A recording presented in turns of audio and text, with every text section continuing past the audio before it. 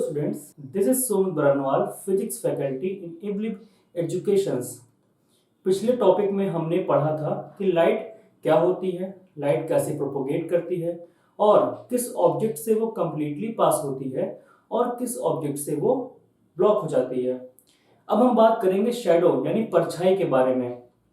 जब आप किसी सोर्स के सामने जाते हो तो आपके पीछे एक ब्लैक एरिया, एक ब्लैक रीजन जनरेट हो जाता है जो कि आप ही के शेप का होता है, और जैसे जैसे आप मूव करते हो वो भी आपके पीछे पीछे वैसे ही मूव करती है।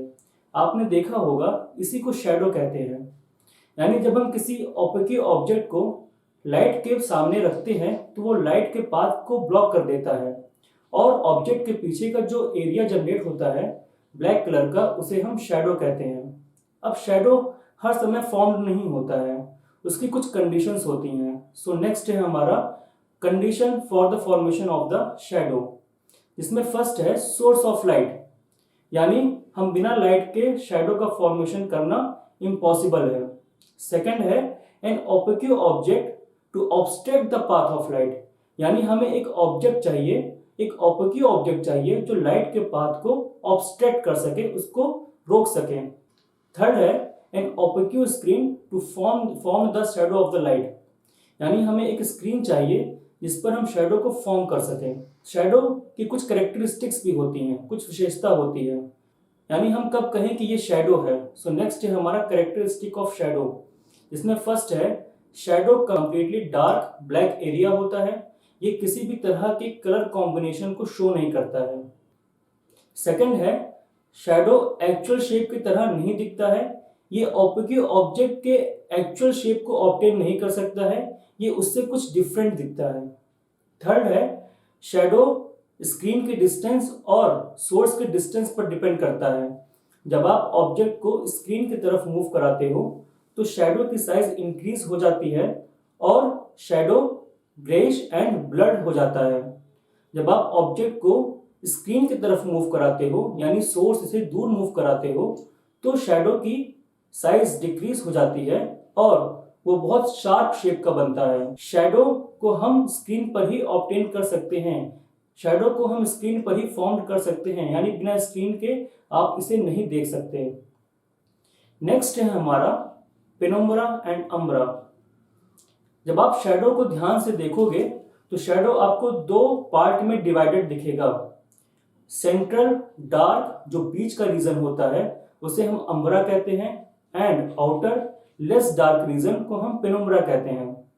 अम्ब्रा में लाइट का इंटरेक्शन कम होता है एंड पेनुम्ब्रा में लाइट का इंटरेक्शन थोड़ा बहुत होता है। Umbra and penumbra completely size of source, object और स्क्रीन के डिस्टेंस पर डिपेंड करते हैं।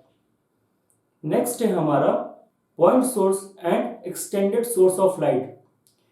Point source of light means जो पॉइंटेड होता है, जिसका दायरा कम होता है, जैसे a light source of small hole, या जो सोर्स बहुत दूर होते हैं वो पॉइंट सोर्स होते हैं, जैसे कि star. Extended source of light उन सोर्स को कहते हैं जिनका दायरा ज्यादा होता है, जैसे कि बल्ब, जैसे कि टॉर्च, जैसे कि सन। ये सारे के सारे एक्सटेंडेड सोर्स ऑफ लाइट के एग्जाम्पल हैं। नेक्स्ट है हमारा shadow formed by point source of object, यानी पॉइंट सोर्स के ऑब्जेक्ट से शैडो का फॉर्मेशन, जिसमें फर्स्ट है आपका यूनिफॉर्मली डार्क रीजन यानी umbra region. Second sharp at the edge, यानी क्लियर शेप का बनता है, एंड थर्ड ऑब्जेक्ट के साइज से बड़ा बनता है। नेक्स्ट है हमारा shadow formed by extended source of light. Extended source of light से बने शैडो में अम्ब्रा एंड पेनुम्ब्रा दोनों रीजन्स होते हैं। जब हम एक्सटेंडेड सोर्स के सामने स्मॉल साइज का ऑब्जेक्ट रखते हैं तो वो लाइट के पाथ को ब्लॉक करता है और अम्ब्रा एंड पेनुम्ब्रा दोनों रीजन को जनरेट करता है। अम्ब्रा एंड पेनुम्ब्रा की साइज जैसे जैसे स्क्रीन को बढ़ाते हैं दोनों की साइज इंक्रीज होती है। जब हम एक्सटेंडेड सोर्स के सामने किसी बड़े साइज के ऑब्जेक्ट को रखते हैं तो अम्ब्रा एंड पेनुम्ब्रा दोनों रीजन जनरेट होता है। अम्ब्रा की साइज छोटी होती है, पेनुम्ब्रा की साइज बड़ी होती है, लेकिन जैसे हम स्क्रीन को मूव कराते हैं अम्ब्रा और छोटा होता जाता है, पेनुम्ब्रा और बड़ा होता है, यानी इंक्रीज होता जाता है। सो स्टूडेंट, आज हमने शैडो के बारे में पढ़ा, शैडो क्या होता है, उसकी कंडीशंस क्या होती हैं, देन हमने कैरेक्टरिस्टिक्स को समझा। उसके बाद हमने ये समझा कि शैडो भी दो रीजन में डिवाइडेड होता है, अम्ब्रा एंड पेनुम्ब्रा, एंड उसकी क्या कंडीशंस होती हैं। देन उसके बाद हमने point source and extended source of light को समझा। तो आज का वीडियो आपको कैसा लगा? Thank you.